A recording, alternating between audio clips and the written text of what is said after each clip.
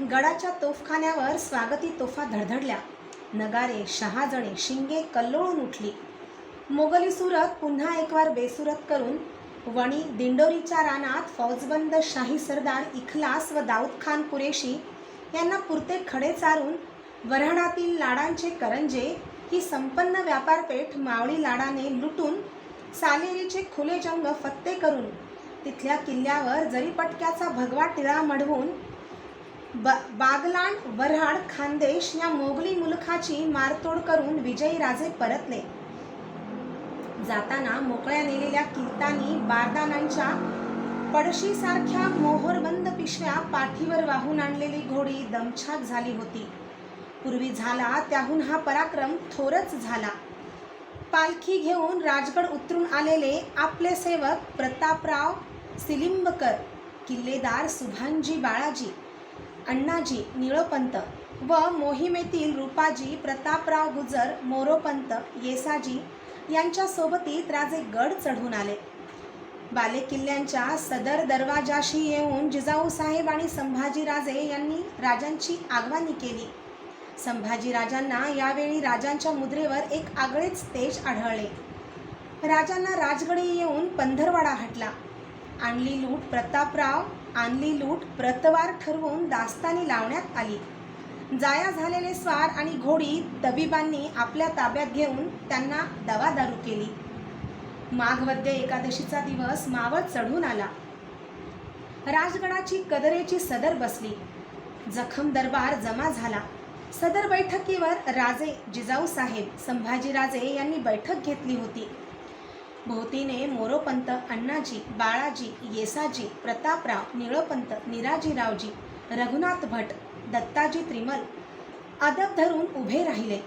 चिकाच्या पडद्याआड सोयराबाई, पुतळाबाई, काशीबाई असा राणीवसा, सखूबाई, अंबाबाई असा कन्यावसा, येसूबाई धाराऊ जमा झाल्या होत्या. रिवाजाप्रमाणे समोर आलेल्या भंडाऱ्याची चिमट राजांनी सदर देवतेवर उधळली. समोर उभ्या असलेल्या जखम दरबाराच्या मानकऱ्यांवर एकदा अभिमानाची नजर फिरवली आणि ती नजर तशीच चिटणीस बाळाजी आवजींना दिली. बाळाजींनी जखम दरबारचा मायना खुला केला. मातुश्री आऊसाहेबांचे कृपाप्रसादे करून खासा सरकार स्वामींनी मोगलाई, बागलाण, वऱ्हाड, खानदेश, सुरत ऐशी भरपल्याची मोहीम घातली. शेलका पावलोक घोडाई दिमतीस घेतला. मनी धरला तेवढा मनसुबा घडवून आणला. ये स्वारीत मर्दानगी केले हातास, जाया झाले आसामीस, कामी आले हत्यारगिरांचे वारसास मरातब द्यावा म्हणून हा जखम दरबार बस्ता केला असे. ये सदरी मरातब म्हणून मशार निल्ले. बाळाजी एक एक नाव वाचू लागले. राजे संबंधिताला कडे, मोहरा, तोडे, मानवस्त्रे बहाल करू लागले. जखम दरबार सरतीला आला. बाळाजी झुकून तसेच 5 कदम मागे हटले. सारा जखम दरबार राजांच्या कदरदानीने भारावून गेला होता. राजांच्या हातून मिळालेल्या वस्तूकडे बघताना अभिमानाने ऊर भरले होते. त्या समाधान अभिमानात काही क्षण गेले. राजांनी जिजाऊंच्याकडे बघितले. एक निसटती लकीर जिजाऊंच्या ओठांमागे तरळली. चेहऱ्यावर आता दाटत आलेल्या सुरकुत्यात ती मिसळून गेली. राजे बैठकीवरून उठले आणि जगल्या दरबारात आपल्या मनचा हेतू खुला करून सांगू लागले. मंडळी, जखम दरबार सरला आहे. आम्ही जातीने सांगतो आहोत, त्यास प्रयोजन वेगळे. राजे थांबले. त्यांनी संभाजीराजांच्याकडे एकदा बघून घेतले. पुन्हा ते एकसुरी धीमे बोलू लागले. उत्तरेहून राजपूत मिर्झा राजा आला. त्याने वस्त्रे हत्ती नजर करून आमच्या फर्जंद संभाजीराजांना मनसबीचा मरातब दिला. आग्रियात भरल्या दरबारी पादशाह औरंगाने त्यांना रत्नजडावाची कट्यार बक्ष केली. औरंगाबादेस शहजादा शहा आलमने त्यांना हत्ती नजर करून मानाची वस्त्रे बहाल केली. फक्त आम्हास त्यांच्यासाठी काही देणे करणे ते आजपर्यंत म्हटले तरी साधले नाही. म्हणून एक विचार बांधून मासाहेबांच्या आणि आपल्या साक्षीने आम्ही ती बोलणार आहोत. आजपासून आम्ही आमचे फर्जंद संभाजीराजे यांना सवत्या कारभार कामावर नामजात करणार आहोत. शिक्के, कट्यार, वस्त्रे बहाल करणार आहोत. राजांनी थांबून आपल्या खासगीच्या कारभाऱ्यांना मध्येच अर्थपूर्ण नजर दिली. आजपासून संभाजीराजे दिल्या अधिकारात आपल्या नावे पत्रांवर शिक्के करतील. फरमाने, निवाडे, करार, खलिते यांवर दस्तूर लावतील. आम्ही त्यांच्या दिमतीस वाकनिसीच्या मुतालकीसाठी मशारन निल्हे महादेव यमाजी यांना व चिटणीस कामासाठी कारकून परशुराम यांना जोडून देत आहोत. फडाचे कारभारी धारराव निंबाळकर यांनी हरकामी पडेल ती मदत करणे आहे. आजपासून संभाजीराजे शिक्काधारी सौते कारभारी झाले. राजांच्या समोर त्यांच्या खाजगी कारभाऱ्याने शिक्के, कट्यार, वस्त्रे, म्यानबंद तलवार असलेले तबक धरले. तबकातील तलवार उचलीत राजे संभाजीराजांना म्हणाले, असे दरबारात सामने या. संभाजीराजे उठून अदबीने राजांच्या जवळ आले. चिकाच्या पडद्याआडून येसूबाई बघत राहिल्या. राजे उठून आपल्या हातांनी तलवारीचे भगवे वाद संभाजीराजांच्या कमरेला आवळीत असलेले त्यांना दिसले. राजांनी मानवस्त्रे संभाजीराजांच्या खांद्यावर झडीने टाकली. तबकातील भंडारा येऊन त्याची आडवी बोटे जगदंब म्हणत संभाजीराजांच्या कपाळी असलेल्या शिवगंधावर ओढली. संभाजीराजांनी त्यांना आणि जिजाऊंना नमस्काराचा रिवाज दिला. एका हाती संभाजीराजांचा हात घेऊन दुसऱ्या हाताची जोड जिजाऊंना देऊन राजांनी त्यांना उठते केले. त्या दोघांच्या मधून संभाजीराजे चालू लागले. त्या त्रिदळी भोसले मंडळाला मुजरा करण्यासाठी मंत्रीगणांसह उभा जखम दरबार कमरेत झुकला. राणीवशात हरोलीच्या बैठकीवर बसलेल्या सोयराबाई मात्र चटक्याने उठल्या. इतर कुठल्याही बाईसाहेबांकडे न बघता त्या पाठीशी उभ्या असलेल्या चंद्रादासीला म्हणाल्या, चंद्रा चल, आमचे बाळराजे महाली एकलेच आहेत. आणि चंद्रा मागून येते आहे की नाही हे न बघताच त्या आपल्या महालाच्या रोखाने तरातरा चालूही लागल्या. त्यांच्या चालण्याबरोबर फरफटत जाणारा नेसूचा जरीकाठी घोळ बघताना धाराऊंच्या कपाळीचे गोंधण मात्र कळेल न कळेल असे लकलकले. इमारत कारखान्याचे प्रमुख आबाजी पंत यांचा किल्ले रायगडहून निरोप आला. जैसा सरकार स्वारीने मनी योजला तैसा गड घडीव केला आहे. स्वामींनी पायधूळ झाडून शिलागारी नजरेखाली घालावी. काही उणे असल्यास करीना सांगावा. चाकर सेवेत तत्पर असे. राजांनी संभाजीराजे आणि निवडक लोक संगती घेऊन रायगडाची वाट धरली. इंद्रपुरीसारखा सजलेला किल्ले रायगड डोळ्यांखाली घातला. जेवढे राजांनी मनी धरले होते त्याहून दशगुणी रूपवान गड कारागिरांनी सजवला होता. जसे चांदण्या रात्री स्वर्गीचे शिलावट गडमाथ्यावर आल्हाद उतरवून घडीव दगडाची नजरखेच रांगोळी रेखून पसार झाले होते. सजला गड पाहून राजे संतुष्ट होऊन राजगडी परतले. त्यांनी राजज्योतिषी आणि कुलोपाध्याय प्रभाकर भट यांच्या मसलतीने राजगड सोडण्याचा आणि रायगडी प्रवेश करण्याचा मुहूर्त काढला. ही खबर आपगतीने गुंजन मावळभर पसरली. काळीजवेळी कुणबाऊ माणसे तांड्या तांड्यांनी राजगडावर येऊन भोसले मंडळांचे दर्शन घेऊ लागली. पुढे होऊ घातलेल्या धरणीकंपाची कशी कुणास ठाऊक पण मधमाशांना चाहूल लागते. मग कपारीला लटकलेल्या पोळ्यात ते सोडण्यापूर्वी त्याची विचित्र चाळवाचाळव सुरू होते. तशी गडावरची सारी मने दाटल्या भावनेने भरून येऊ लागली. हत्यारबंद धारकऱ्यांच्या पहाऱ्यात प्रथम जामदारखान्यातील जडजवाहीरांचे मोहरबंद पेटारे हल्ले. संभाजीराजांच्या मनाच्या जामदारखान्याची मोहोर मात्र कुणीतरी आपल्या अज्ञात हातांनी खोलली. आजवर खोलवर जतून ठेवलेल्या आठवणींचे जडजवाहर बाहेर पडले. कधी पोहण्याच्या टाक्यावर तर कधी रोवलेल्या मल्लखांबासमोर, कधी कालेश्वरीच्या मंदिर गाभाऱ्यात तर कधी होळी चौकात तर कधी संजीवनी व पद्मावती माचीवर ते कुणाला संगती न घेता एकटेच फेर टाकू लागले. गडाच्या दफ्तरखान्याचे बांधीव गठ्ठे मावळ्यांनी डोकीवर वाहून गडपायथ्याशी नेले. संभाजीराजांच्या मनाच्या दफ्तरखान्यातील आठवणींचे कितीतरी हस्तलेख गडवाऱ्यावर फरफरू लागले. कधी सदरेच्या हमचौकात तर कधी संजीवनी माचीवर बाहेर पडणाऱ्या भुयारी मार्गांच्या पायऱ्यांवर, कधी फडफडत्या जरीपटक्याला मिरवणाऱ्या निशाण चौथऱ्याच्या पायाशी तर कधी दसरा चौकाच्या खुल्या पटांगणात असे ते वेड्यासारखे मूक रेंगाळू लागले. आस्वाब खाण्यातील जरी वस्त्रांची गाठोडी गडाच्या कुणबिनींनी आवळली. संभाजीराजांच्या अंतरीच्या आसवाबगारात घटनांची कितीतरी वस्त्रे सळसळून उठली. कधी थोरल्या मासाहेबांच्या खासे महालात, तर कधी आबासाहेबांच्या बैठक महालात, कधी अष्टभुजा जगदंबेची मूर्ती उभी असलेल्या देवमहालात, तर कधी रंगीबेरंगी घटनांचे पडदे आडपडदे सळसळत आहेत असे वाटणाऱ्या दरुणी महालात ते एकलेच पायफेर टाकू लागले. शिलेखान्यातील भाले, तलवारी, कट्यारी, बोथाट्या, ढाल घोड्यांच्या पाठीवर टाकण्यात आल्या. अवजड तोफांची भांडी हत्तीवरून मार्गी लागली. संभाजीराजांच्या मनाच्या शिलेखान्यात विचारांची कितीतरी हत्यारे एकमेकांवर आदळू लागली. हा गड सोडणे आहे. जेव्हा मनाचा दाटवा झाला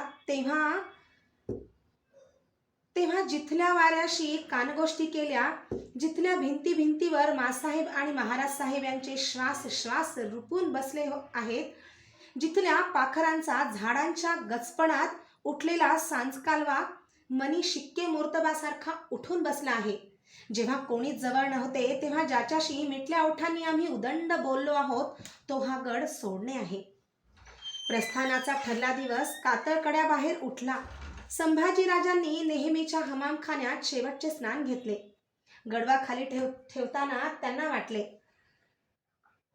या वाहत्या पाण्याबरोबरच खूप काही वाहून चालले आहे. प्रस्थानाचा ठरला दिवस कातळकड्याबाहेर उठला. संभाजीराजांना नेहमीच्या हमामखान्यात शेवटचे स्नान घेतले. गडवा खाली ठेवताना त्यांना वाटले, या वाहत्या पाण्याबरोबरच खूप काही वाहून चालले आहे. अंगी राजसाज घेऊन ते जिजाऊंच्या महाली दर्शनासाठी आले. त्या महाली मुसमुसणारी धाराऊ जिजाऊंना म्हणत होती, मला जाऊ देवा आता कापू वळाला मासा, मला जाऊ देवा आता कापू वळाला मासा, म्या कशाला येऊ संगट. हे ओ ठाव बरा होता. कधी नडलं पडलं तर इथनं गावाकडं जाया सुधरत होतं. तो गड कुठल्या पल्ल्यावर हाय कोणाला ठाव. जिजाऊ धाराऊला सोडायला तयार नव्हत्या. त्या परोपरीने तिची समजूत काढू बघत होत्या. धाराऊ ते ऐकत होती, पण कानाच्या पलीकडे ते तिच्या काळजापर्यंत पोहोचत नव्हते. शेवटी संभाजीराजे पुढे झाले. धाराऊला एवढेच म्हणाले, तुझ्याबरोबर आम्हीही येऊ कापूर होळास. ते ऐकून मात्र धाराऊ चक्करली. लेकरा, तुझ्या मागणं मसनोटीत जाया दिकुल पाय माग हटायचे नाहीत. माझं लई गुंतवा झालाय र माझ्या वासरा तुझ्यात, म्हणत आखरीला धाराऊ साऱ्यांबरोबर रायगडी येण्यास राजी झाली. संभाजीराजांना बरोबर घेऊन जिजाऊ सदरी बैठकीजवळ जायला निघाल्या. आपल्या महालातून बाहेर पडलेले राजेही येऊन त्यांना मिळाले. ते भोसलाई त्रिदळ सदरेवर आले. मुंगी शिरणार नाही असे माणूस समोरच्या चौकात दाटले होते. माणसे होती पण आवाज नव्हता. शांत, सारे कसे शांत होते. राजे, जिजाऊ, संभाजीराजे बैठकीवर बसले.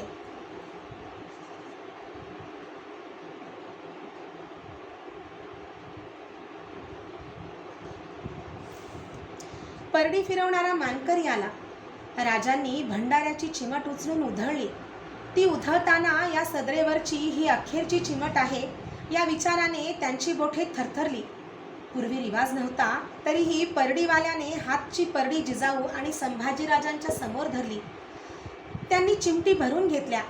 आईच्या कृपेची उधळण केली. कण उधळले मनामनातील दाटल्या भावनांचे, आजवरच्या भल्याबुऱ्या एकोप्याचे. गडावरच्या एकजात झाडून साऱ्या आसामींच्या हातावर ते तिघेही मोहरा, वस्त्रे, हत्यारे ठेवणार होते. ज्यांनी सेवा केली त्यांचा तो हक्क होता. राजासाठी तो रिवाज होता. मागील माणसास संतोषून जाणे. सदर बैठकीवरून शेवटचे दान झाले. राणीवशात गर्दी केली. अंगाभोवती शालनामे पांघरलेला राजांचा राणीवसा दरुणी महालाबाहेर पडला. सिद्ध ठेवलेल्या मेण्यात खाशा स्वाऱ्या बसल्या. गड उताराला लागल्या. सर्वात शेवटी जिजाऊ मेण्यात बसल्या. वळीव पावसाने आभाळ भरून यावे तसे त्यांचे मन भरून आले. बाहेर काहीच न दाखविता त्या पुटपुटल्या, जगदंब जगदंब. मेने गड उतरू लागले. जिजाऊंच्या मेण्याबरोबर चालणाऱ्या धाराऊने वाकून चिमटभर माती वर घेतली. आपल्या सुताडी लुगड्याच्या शेवात बांधली. मंत्रीगण, किल्लेदार सुभानजी, सिलीमकर, यांच्या सोबतीत राजे आणि संभाजीराजे संजीवनी माचीवर बाहेर पडणाऱ्या भुयाराच्या रोखाने चालले. दरम्यान गडाची किल्लेदारी सिदोजी थोपट्यांकडून सुभानजी शिळीमकरांकडे आली होती. समोर दूरवर सुवेळा माचीचे टोक दिसताच राजे थांबले. ते कुणालाच कळले नाही. याच माचीवर झिजून शांत झालेल्या सईबाईंची चिता पेटवून विझली होती. त्या आठवणीने राजांच्या नेत्रकडा ओल्या झाल्या. त्यांचा हात संभाजीराजांच्या खांद्यावर चढला. आजवर अनेक वेळा पायांखाली टाकलेला तोच भुयारी मार्ग आला. धोंड हटली. संभाजीराजे आत उतरले. पायऱ्या मागे पडू लागल्या. काहीतरी योजून चालते राजे थांबले. त्यांनी संभाजीराजांना विचारले, तुम्हास आठवतं? तुम्ही विचारलं होतं एकदा, हे भुयार संपणार तरी केव्हा? जी, आठवतं. तुम्ही आम्हाला सांगून ठेवलं आहे महाराज साहेब, भुयार कधीच संपत नसतात, चाल कधी थांबत नसते. ते पितापुत्र संजीवनी माचीवर आले. उभी माची माणसांनी फुलली होती. गड उतारासाठी सिदोजी थोपट्यांनी पालख्या सिद्ध ठेवल्या होत्या. माचीच्या निशाण चौथऱ्याजवळ राजे आणि संभाजीराजे आले. मान उठून त्यांनी जरीपटक्याला नजरा दिल्या. मोती लगी ओळांबल्या. राजे थोपट्यांना म्हणाले, सिदोजी, आज आम्ही पालखीतून गड उतरणार नाही. साऱ्यांच्या पाय सोबतीने आम्ही गड उतरू. जी, सिदोजींनी आज्ञा झेलली. संभाजीराजे देवदर्शन करून संजीवनी माची सोडून पाली दरवाजाची वाट तोडू लागले. देवमाशांच्या अवतीभोवती पाठमागाने शेकडो लहाने मासे ओढल्यागत जात असतात तशी गड माणसे राजांच्या बरोबर चालू लागली. पाली दरवाजा आला. दरवाजावरच्या नगारखान्यात गड उताराची नौबत झडू लागली. दरवाजात उभे राहून संभाजीराजांनी ती ऐकली. चौघड्यावर पडणाऱ्या काठीचा ठेका नेहमीसारखा एकसूर नव्हता. मध्येच कुठेतरी ठेका चुकार होत होता. राजे दरवाजा पार होताच नौबतवाल्यांनी हातीच्या टिपऱ्या खाली ठेवल्या आणि तेही पायऱ्या उतरू लागले.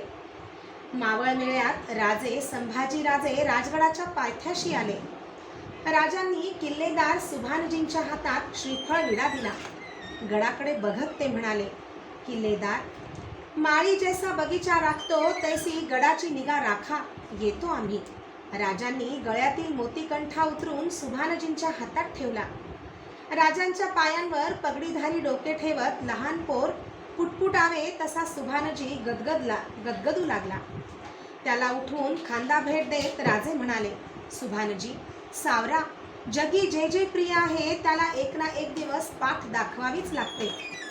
राजे आणि संभाजीराजे यांनी समोरच्या खड्या कातळदेवाला हात जोडून नमस्कार केले.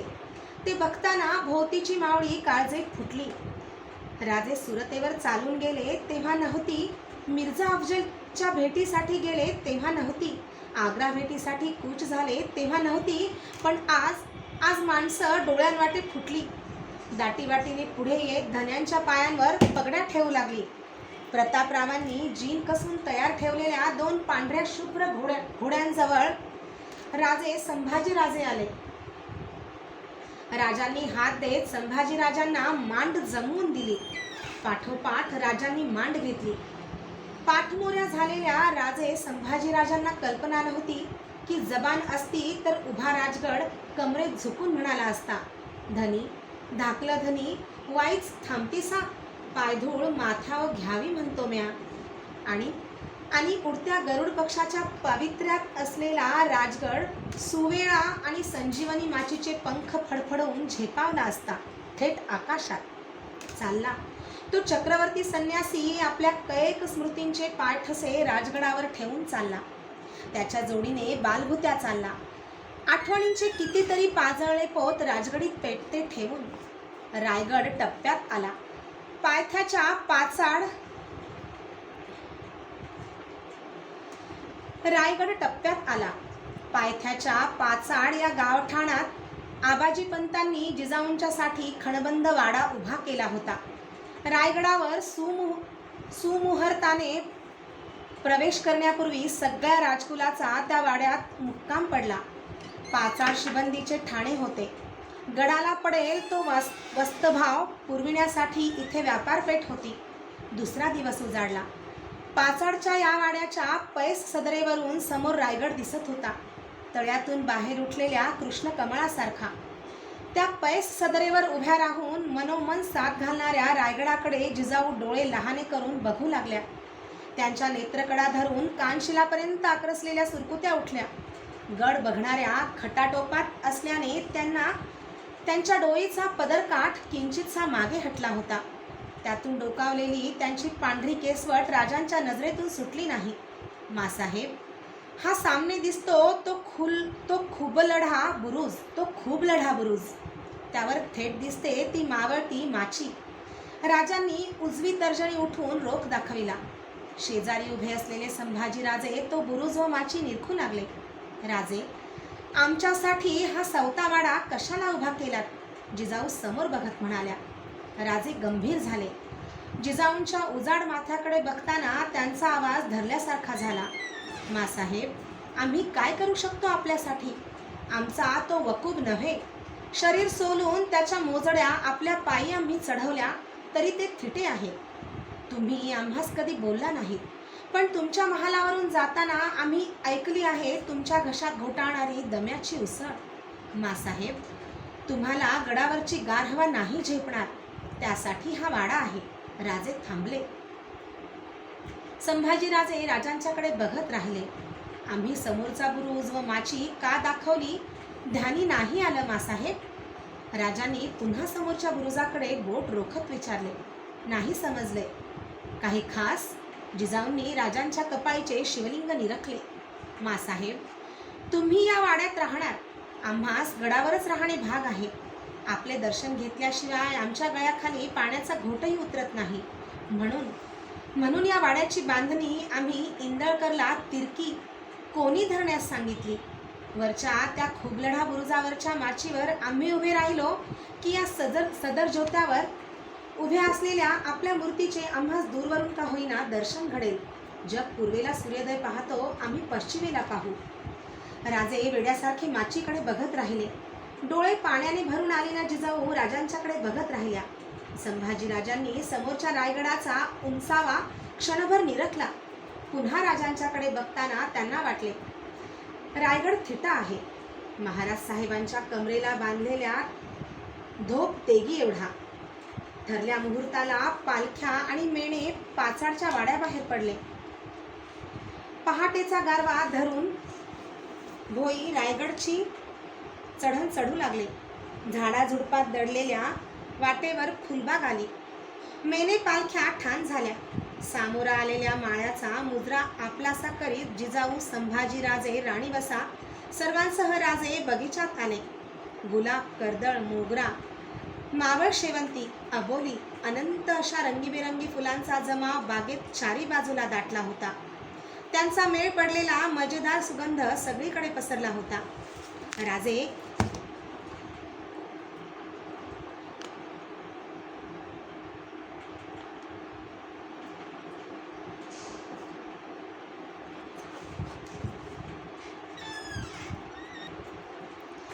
एका गुलाबाच्या रोपट्याजवळ थांबले. हा उत्तरी मोगलाई वाण मासाहेब, असे म्हणत राजांनी एक फुलू घातलेला गुलाब कळा खुडला आणि जिजाऊंच्या हाती दिला. ते बघताना संभाजीराजांना औरंगाबादेतील शहजाद्यांचे बोल आठवले. गुलाब भी खूबसूरत होता है. रिवाज म्हणून हाती घेतलेला गुलाब कळा जिजाऊंनी निरखला. कोणालाच न कळणारी अशी एक दुखरी भावछटा त्यांच्या सुरकुतल्या मुद्रेवर पसरली. त्यांना राजांना म्हणावेसे वाटले, फुलाचा हा वाण आम्ही बघितला आहे राजे, खूप जवळून. काटे असलेला सर्वात देखणा वाण हाच. जिजाऊंनी आपल्या हातातील गुलाब कळा तसाच संभाजीराजांच्या हातात ठेवला. जणू ते फूल जवळ असणे हा संभाजीराजांचा हक्क होता, वसा होता. हाती फूल घेतलेल्या संभाजीराजांना बघताना जिजाऊंना मन पलटी खाऊन मागील काळात गेल्याचा भास झाला. तेच साफ डोळे, कपाळाची तशीच भरगच्च गादी. बाग नजरेखालून घालून स्वाऱ्या पुढची चढण चढू लागल्या. लहान दरवाजा हा गडाचा पहिला दगडबंद दरवाजा आला. भोई थांबले. राजे संभाजीराजे पालखी उतार झाले. अदबीने पुढे होत आबाजी पंतांनी राजांच्या हाती श्रीफळ दिले. राजांनी गडाच्या प्रथम दरवाजाचा उंबरठा ओलांडण्यापूर्वी श्रीफळ वाढवले, भकले दुहाती फेकून दिली. हाताला धरून त्यांनी प्रथम जिजाऊंना उंबरठा ओलांडून नेला. मग ते आणि संभाजीराजे उंबरठ्यावर गेले. जिजाऊ गडाचा कमानबंद दरवाजा निरखू लागल्या. जोड कमानीचा तो भक्कम दरवाजा बघून त्या सुखदिल झाल्या. गडचढीचा पहिला टप्पा संपला, दुसरा सुरू झाला. आता भोयांच्या कपाळी घामाची थेंबावळ उठू लागली. मध्येच थांबून ते थोप्यांवर मेणे पालख्या तोलून उभ्या उभ्या आपली भरली छातवने सुमार करून घेऊ लागले. अंबार कोठ्या मागे पडल्या. पहिल्या चौकीची दगडी ओवरी मागे पडली आणि उभा रायगड हा एक वास्तुपुरुष असून तो आपला जबडा ताणून उभा आहे असा भास निर्माण व्हावा, तो महादरवाजा समोर आला. राजांनी महादरवाजाची पूजा बांधली. 2 भक्कम बुरुजांना धरून या दरवाजाच्या दुहाती उंच नक्षीदार तटबंदी फिरली होती. वर नगारखान्याची व्यवस्था होती. भोसले मंडळ दरवाजा पार होताना रायगडावरची पहिली नौबत झडली. राजे, जिजाऊ, संभाजीराजे यांच्यावर सोनमोहरा उधळण्यात आल्या. आता गडाची खडी चढण सुरू झाली. राजे, संभाजीराजे पालखी उतार होऊन जिजाऊ बसलेल्या मेण्याच्या दुतर्फा झाले. हत्ती टाके मागे पडले.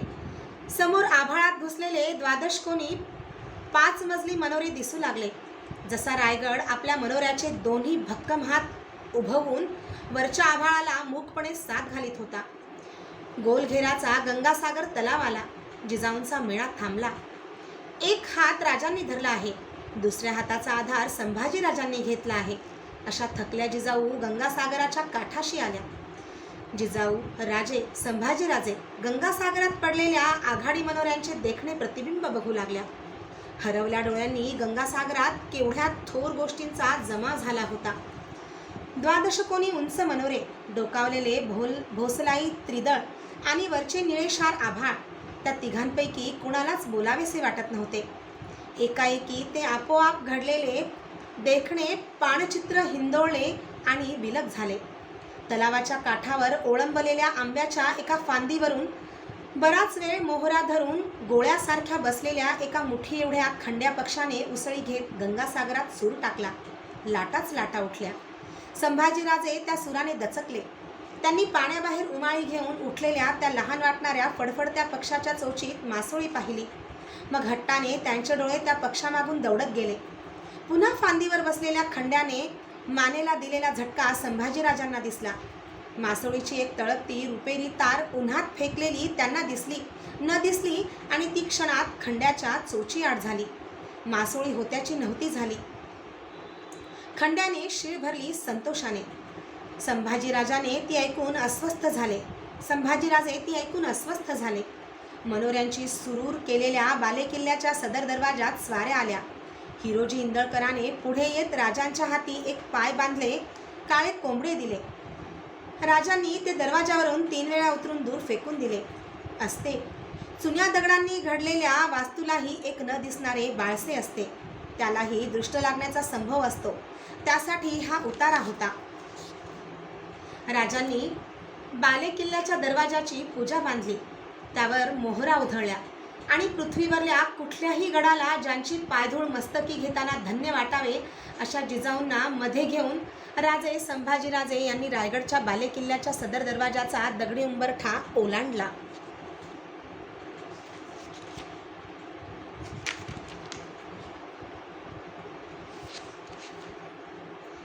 स्वप्ननगरीचे दालन उलगडावे तसा पालखी दरवाजा पार करताच बालेकिल्ल्याचा ऐन शिलावटी भाग समोर आला. एकास एक लागून असलेल्या 7 महालांच्या माळवदे असलेल्या जोड चिरेबंद इमारती समोर होत्या. त्यातील कुठल्या तरी महालाच्या मजल्याला लागून पुढे झुकलेल्या माळवदात उभे राहिले तर आतल्या चौकात दगडी पाटातून फिरवलेल्या पाण्यातील माशांची पाठशिवणीची अविरत खेळी सहज दिसावी अशी चतुर सोय केली होती. त्या 7 महालांची जोड इमारत निरखीत संभाजीराजांनी राजांना विचारले, हे कसले वाडे? हा राणीवसा आहे संभाजीराजे. उत्तर देताना राजांचा आवाज धरल्यासारखा झाला. त्यांना सईबाईंचा आठव आला. महाल 7 होते. 8वा म्हणण्यापेक्षा पहिला महाल त्यात असायला पाहिजे होता. सईबाईंचा तो नव्हता, असूही शकत नव्हता. तसा तो होताही कुणाला न दिसेल असा राजांच्या मनात सावळ्या स्मृतींच्या रूपात जिजाऊ राजे संभाजीराजे यांच्यासाठी बांधलेला खासे महाल उर्फ राजवाडा बघून राजे सिंहासन चौकात आले. ही राजदरबाराची जागा होती. सिंहासन बैठकीपासून समोरच्या भव्य नगरखान्यापर्यंत 5 हाती पायपट्टा मोकळा सोडला होता. त्यावर रुजामे अंथरले होते.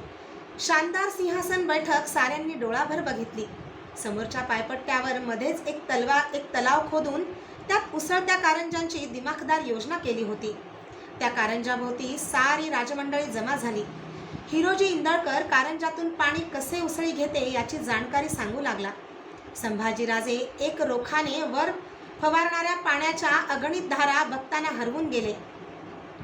नगरखान्याची आसमानात घुसलेली देखणी कारागिरी डोळ्यांखाली टाकीत राजे संभाजीराजे जिजाऊ दरबारासमोरच्या मोकळ्या पटांगणात आले.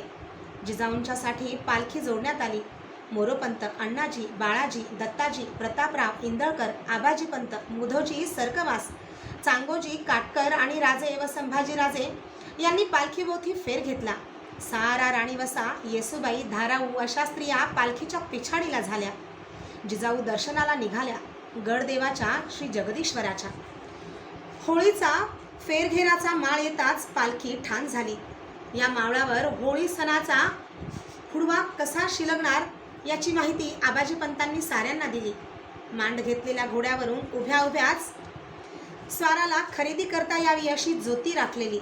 दुतर्फा एका हारीत दुकाने असलेली व्यापारपेठ आली. अजून ती पेठ वस्ती झाली नव्हती. ती वस्ती करण्याचा मक्ता राजांकडून घ्यावा म्हणून गड चढून आलेल्या नागाप्पा शेट्टी आपल्या चाकरांसह समोर आला. त्याने जिजाऊंच्या पालखीवर सोनमोहरा उधळल्या. त्यांची पायधूळ घेतली.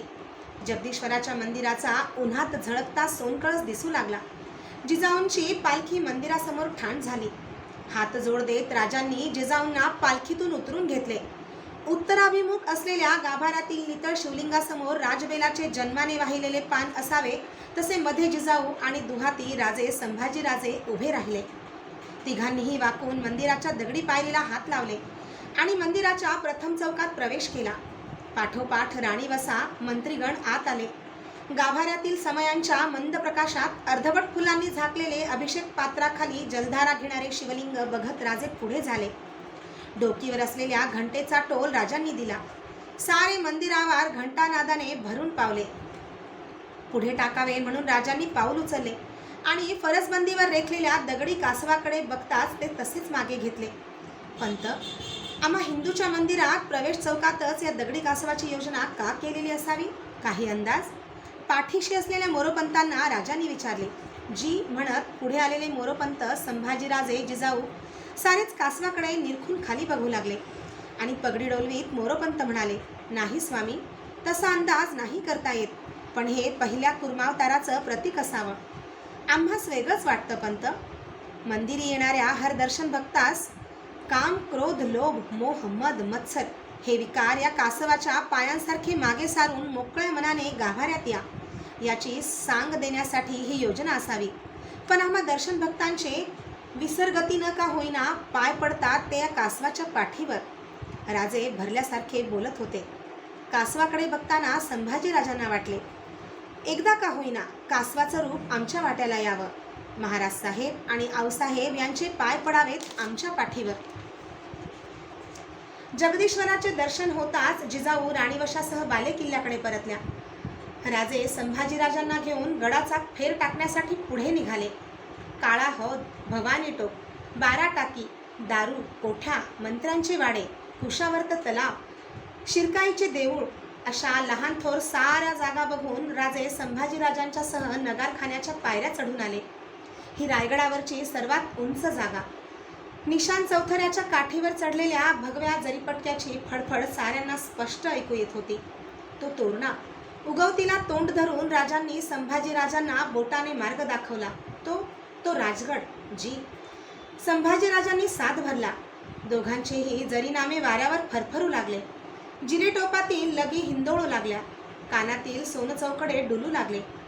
दुसऱ्याच्या 100-200 मेंढी कळपात चुकार होऊ बघणारे आपले मेंढरू जातिवंत धनगर ज्या नजरेने अचूक पारखून काढतो तसे सह्याद्रीच्या काळपट रांगात मुरू बघणारे आपले गडकोट राजे तर्जनी फिरवीत संभाजीराजांना अचूक दाखवू लागले. तो सोनगड, तो चांभारगड, तो घोसाळा, हा लिंगाणा, हा कांगोरा, हा कोकण दिवा, तो तळेगड. शंभूराजे, हा रायगड जगदंबेचा सर्वात थोर भूते आहे. भोवतीच्या या गडांच्या कवड्यांची माळ त्यानं कंठात चढवली आहे. त्या पायथ्याशी फिरलेल्या गांधारी आणि काळ या नद्यांच्या सफेद पाण्यानं त्यानं आईचा तांदूळ चौक भरला आहे. याच्या अंगाखांद्यावरून कोसळणारे पाठसंबळ तुंतुण्याचा ठेका धरून आहेत. जवळ असलेल्या उगवतीच्या सूर्याचा पोत करून तो हा हाती धरतो. या जरीपटक्याचा भगवा भंडारा त्यांनी माथी माखून घेतला आहे. असा हा रायगड आहे. राजांनी हाताची बोटे छातीशी नेत त्या भूत्याला मान दिला. शुभ मुहूर्तावर राजांनी जिजाऊंच्या हातांनी जगदीश्वराला अभिषेक करविला. महिन्याभरातच रायगडाचा दप्तरी जागता बसला. गड नांदू लागला. गडावरच्या थंड हवेत जिजाऊंचे दम्याचे दुखणे उचल खाऊ लागले. राजांच्या सल्ल्याने त्या गड उतरून पाचाडच्या वाड्यात राहायला आल्या. त्यांच्या सेवेसाठी पुतळाबाईही गड उतरल्या. महाडचे निष्णात वैद्य गंगाधर पंतांनाही सेवेसाठी पाचारण्यात आले. पाचाडच्या वाड्याच्या कारभाऱ्याला सरदेशी बोलावून राजांनी एक सक्त आज्ञा केली. एक फेर घेराची घंटा वाड्याच्या सदरी तुळईस बांधणे, त्यावर एक तासवाला नेमून देणे. रोज आऊसाहेबांची स्नानादी आन्हिके आटोपून त्या तुळशी पूजेसाठी सदरी येतील त्या समयास घंटेचे टोल ते एकसुरी देत जाणे. त्या इशारतीने आम्ही युवराज संभाजीराजांसमवेत मावळ माचीवर दाखल होऊ. दुरून का होईना, जे घडेल त्या आऊसाहेबांचे चरण दर्शन घेऊ. ये काम बिला कसुरीने हररोज पार पाडीत जाणे. आता पाचडवाडीत सकाळ धरून नित्यनेमाने घंटेचे टोल घुमू लागले. याने केवळ राजे संभाजीराजे यांचीच सोय झाली नाही. पाचाडातील शिबंदीच्या शिलेदारांना 18 कारखान्यातील कष्टकऱ्यांना कळून चुकले की घंटानाद घुमू लागताच जिजाऊसाहेब सदरेवर आलेले असतात. असेच संभाजीराजांना बरोबर घेऊन राजे एकदा मावळ माचीवर आले. पाचाडच्या रुखाने उठलेले घंटेचे टोले वाऱ्यावर स्वार होऊन माचीकडे सरकले होते. दिवस कासराभर वर चढला होता. दगडबंद बुरुजावर उभे राहून राजे संभाजीराजे पायथ्याच्या पाचाडच्या सदरेवर डोळे जोडून उभे होते. चुन्याची बोटभर खडी रेख दिसावी तशा जिजाऊ दूरवर सदरेवर दिसू लागल्या. त्या दिसताच दोघांनीही अदब मुजरे घातले. सदरेवरची रेख निश्चल खडी होती. बुरुजावरून पितापुत्र डोळ्यांचेच हात करून त्या रेषेच्या पायथ्याला भिडवून मोकळे झाले होते. युवराज, राजे काहीतरी योजून बोलू लागले. जी संभाजीराजांनी त्यांची साथ पडू दिली नाही. पायथ्याच्या वाड्याच्या सदरेवरून मासाहेब तुम्हा आम्हास अचूक कशा काय ओळखतील? राजांनी विचारले. अलबत ओळखतील मासाहेब, अचूक. तुम्ही कुठले व आम्ही कुठले ते. संभाजीराजे क्षणभर थांबले. राजांच्या पायांकडे नजर लावीत म्हणाले, आपण केवढे थोर, आम्ही केवढे छोटे. मासाहेब चुकणार नाहीत. संभाजीराजांनी उत्तर दिले.